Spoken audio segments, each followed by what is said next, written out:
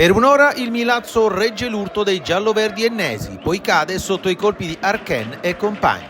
Giornata fredda e di ricordi per i mamertini di Venuto che prima del fischio d'inizio depongono una corona di fiori in panchina per ricordare il compianto Stefano Oliva ad un anno dalla sua scomparsa.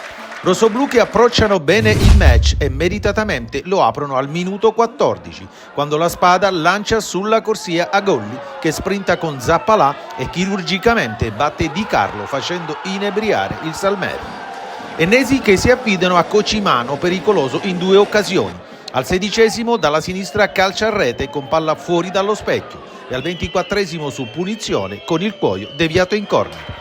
Il Milazzo non demorde e prova a raddoppiare con Presti al 26°, ma il tiro del classe 99 viene respinto dai pugni dell'estremo ennese. Passano 10 minuti e Agolli tenta il raddoppio, stavolta il suo tiro dalla distanza non inquadra lo specchio. Finale di prima frazione con i ragazzi di Campanella che pervengono al pari con Cocimano, incredibilmente solo in aria, bravo di testa a sfruttare al meglio l'assist di Urso dalla sinistra.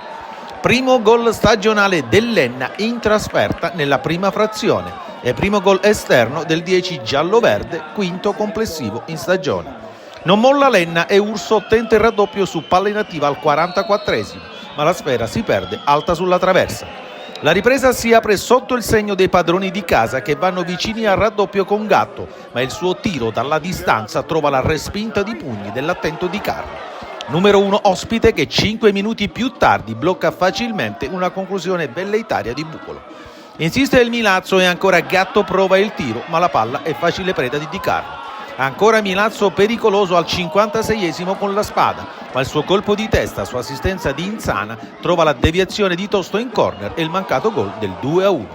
Dopo l'ora di gioco gli ennesi salgono in cattedra e provano a far male ai mamertini.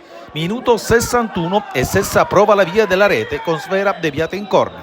71° e doppia occasione giallo-verde, ma né Arken prima e né Cocimano dopo riescono a bucare la rete di Catelli.